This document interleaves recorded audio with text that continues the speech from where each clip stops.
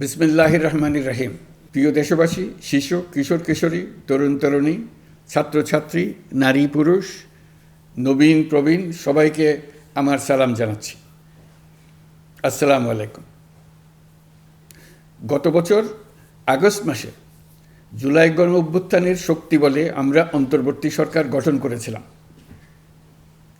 এরপর আমরা এখন আমাদের মেয়াদে একটি অত্যন্ত গুরুত্বপূর্ণ সন্ধিক্ষণে উপনীত হয়েছি।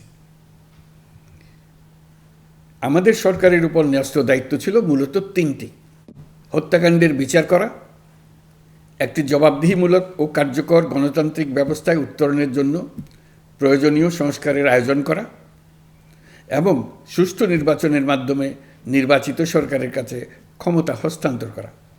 আমরা জুলাই গণ অভ্যুত্থানকালে তৎকালীন ফ্যাসিস্ট সরকারের নির্দেশে সংগঠিত হত্যাকাণ্ডের বিচার কাজ এগিয়ে নিয়ে যাচ্ছি। এই বিচারের উদ্দেশ্যে গঠিত আন্তর্জাতিক অপরাধ ট্রাইব্যুনাল তাদের প্রথম রায় শীঘ্রই দিতে যাচ্ছে। ট্রাইব্যুনালে আরও কয়েকটি মামলার বিচার চূড়ান্ত পর্যায়ে রয়েছে।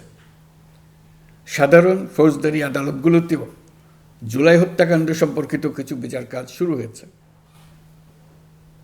আমরা একই সাথে দেশের ইতিহাসে প্রথমবারের মতো গুমের মতো নৃশংস অপরাধের বিচার কাজ শুরু করেছি। আমি আনন্দের সঙ্গে আপনাদের জানাতে চাই যে সংস্কারের ক্ষেত্রেও আমরা ব্যাপক অগ্রগতি অর্জন করেছি।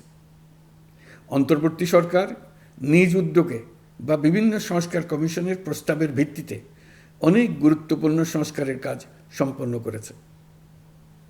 কিছু প্রস্তাবিত সংস্কারের কাজ এখনও চলমান আছে।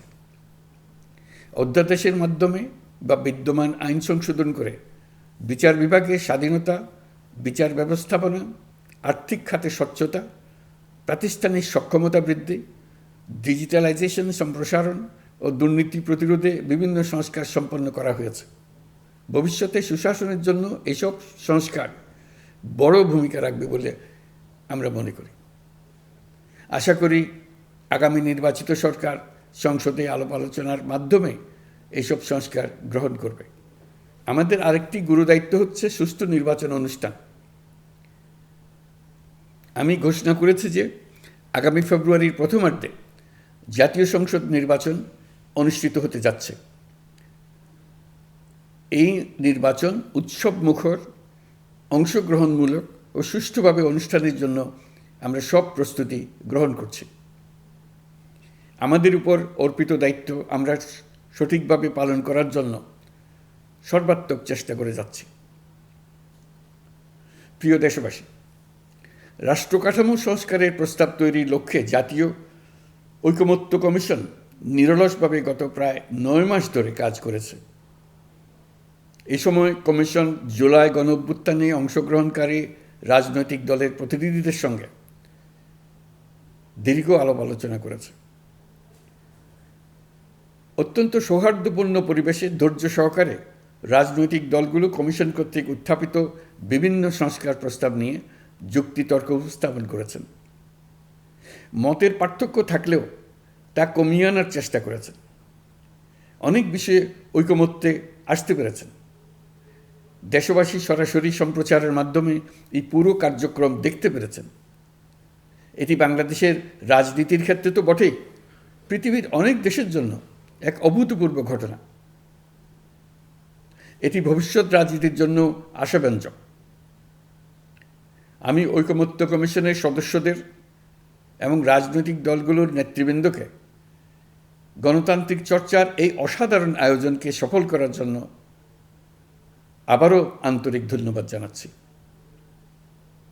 ঐকমত্য কমিশনের প্রণীত জুলাই সনদে সংবিধান বিষয়ক 30টি গুরুত্বপূর্ণ সংস্কার প্রস্তাবে রাজনৈতিক দলগুলোর মধ্যে ঐকমত্য তৈরি হয়েছে।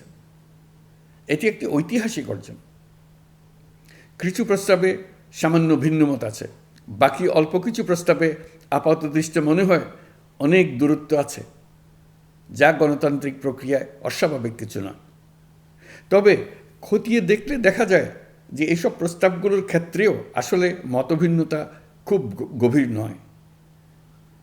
কেউ সংস্কারটা সংবিধানে করতে চেয়েছেন, কেউ আইনের মাধ্যমে করতে চেয়েছেন, কিন্তু সংস্কারের প্রয়োজনীয়তা, নীতি ও লক্ষ্য নিয়ে কারো মধ্যে মতভেদ নেই।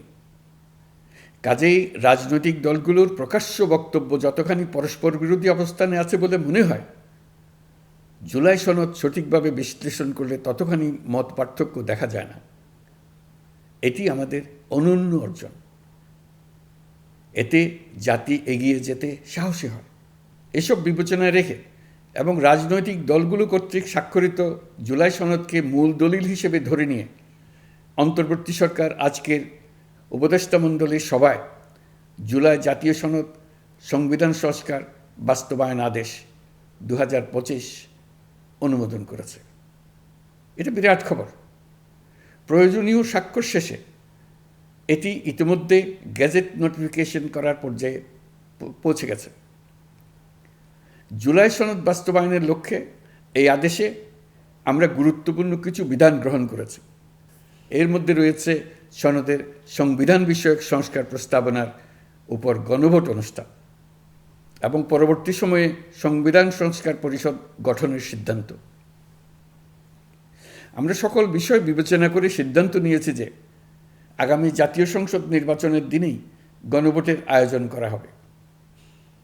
অর্থাৎ জাতীয় নির্বাচনের মতো গণভোটও ফেব্রুয়ারির প্রথমার্ধে একই দিনে অনুষ্ঠিত হবে।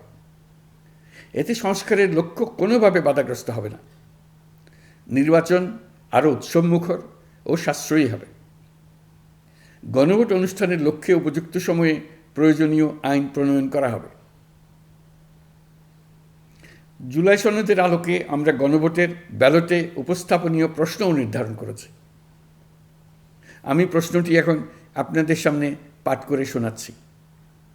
প্রশ্নটি হবে এরকম: আপনি কি জুলাই জাতীয় সনদ সংবিধান সংস্কার বাস্তবায়ন আদেশ 2025 এবং জুলাই জাতীয় সনদের লিপিবদ্ধ সংবিধান সংস্কার সম্পর্কিত নিম্নলিখিত প্রস্তাবগুলোর প্রতি আপনার সম্মতি জ্ঞাপন করছেন?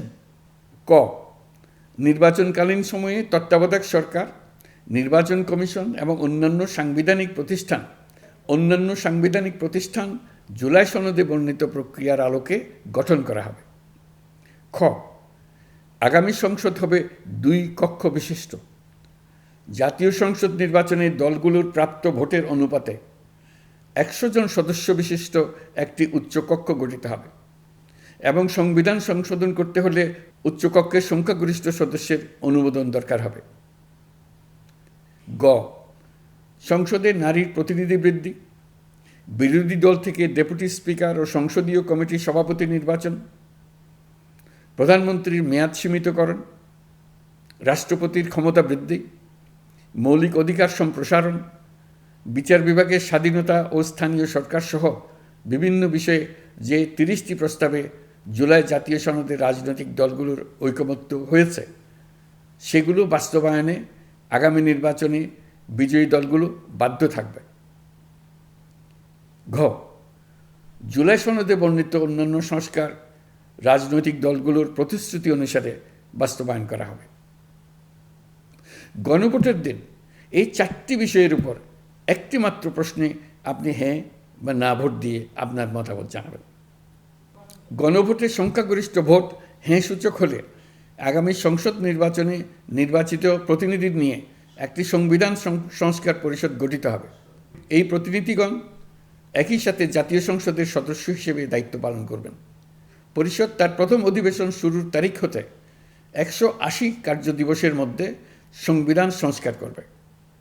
সংবিধান সংস্কার সম্পন্ন হওয়ার পর 30 কার্যদিবসের মধ্যে সংসদ নির্বাচনে প্রাপ্ত ভোটের সংখ্যানুপাতে উচ্চকক্ষ গঠন করা হবে। এর মেয়াদ হবে নিম্নকক্ষের শেষ কার্যদিবস পর্যন্ত। জুলাই সনদ বাস্তবায়নের অঙ্গীকারনামা অনুসারে সংবিধানে জুলাই জাতীয় সনদ অন্তর্ভুক্ত করার ব্যবস্থা গ্রহণ করা হবে।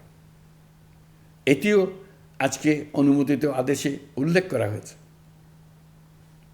প্রিয় দেশবাসী, অভ্যুত্থানের পর দায়িত্ব গ্রহণ করে অর্থনীতিকে গভীর গহ্বর থেকে উদ্ধার করা ছিল আমাদের জন্য একটা বিরাট চ্যালেঞ্জ। গত 15 মাসে আমরা সেই চ্যালেঞ্জ উতরাতে সক্ষম হয়েছি। রপ্তানি, বৈদেশিক বিনিয়োগ ও রিজার্ভ সহ অর্থনীতির সবগুলো সূচকে দেশ ইতিবাচক ধারায় ফিরেছে।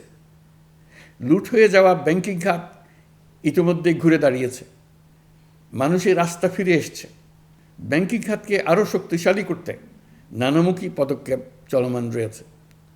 অভ্যুত্থান পরবর্তী সময়ে বিভিন্ন দেশের বৈদেশিক বিনিয়োগ হ্রাস পেলেও বাংলাদেশে গণ অভ্যুত্থান পরবর্তী প্রথম বছরে বৈদেশিক প্রত্যক্ষ বিনিয়োগ অর্থাৎ এফডিআই 19.13% বৃদ্ধি পেয়েছে। এটি বৈশ্বিক প্রবণতার বিপরীতে এক অনন্য অর্থনৈতিক দৃষ্টান্ত স্থাপন করেছে।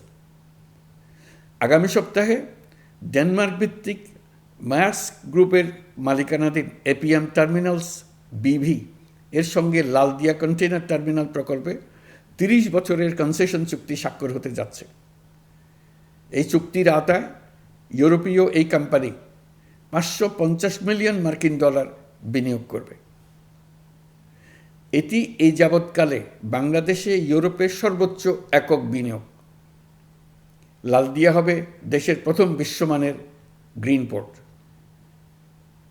প্রিয় দেশবাসী, প্রায় 1.5 যুগ ধরে আমাদের জনগণ ভোটাধিকার থেকে বঞ্চিত ছিলেন।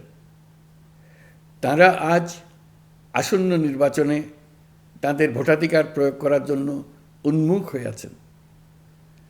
আগামী ফেব্রুয়ারিতে সুষ্ঠু নির্বাচন অনুষ্ঠানের বিষয়ে অভ্যুত্থানের সপক্ষের রাজনৈতিক দলগুলোকে অবশ্যই ঐক্যবদ্ধ থাকতে হবে। তা না হলে জাতি এক মহাবিপদের সম্মুখীন হবে। এ সম্পর্কে আমি আগেও একাধিকবার আমার আশঙ্কা প্রকাশ করেছি। ফ্যাসিবাদের বিরুদ্ধে 2024-এর জুলাইয়ে মৃত্যুর মুখোমুখি শির উঁচু করে দাঁড়িয়ে দেশবাসী যে ঐক্য গড়ে তুলেছিল, আমরা জীবিতরা যেন অল্প স্বল্প ভিন্নমত ও লঘু বিবাদে জড়িয়ে তার মর্যাদা ক্ষুণ্ণ না করি। 133 শিশু, শত শত তরুণ তরুণী, নারী পুরুষের মৃত্যু, হাজার হাজার মানুষের অঙ্গহানির যে আত্মত্যাগ, সেটিকে আমাদের সম্মান জানাতেই হবে। দেশের আপামর জনগণ সামান্য যা চায় তা হচ্ছে এই অগণিত হতাহতের স্মৃতির প্রতি শ্রদ্ধা জানিয়ে আমরা সবাই যেন ভিন্ন মতের প্রতি সহিষ্ণুতা দেখাই। দলীয় স্বার্থ অতিক্রম করে সম্মিলিত আকাঙ্ক্ষা ও জাতীয় চাওয়াকে ঊর্ধ্বে তুলে ধরি। তাই আমি আশা করি আমাদের এই সিদ্ধান্ত জাতির বৃহত্তর স্বার্থে রাজনৈতিক দলগুলো মেনে নেবে। একটি উৎসবমুখর জাতীয় নির্বাচনের দিকে জাতি এগিয়ে যাবে।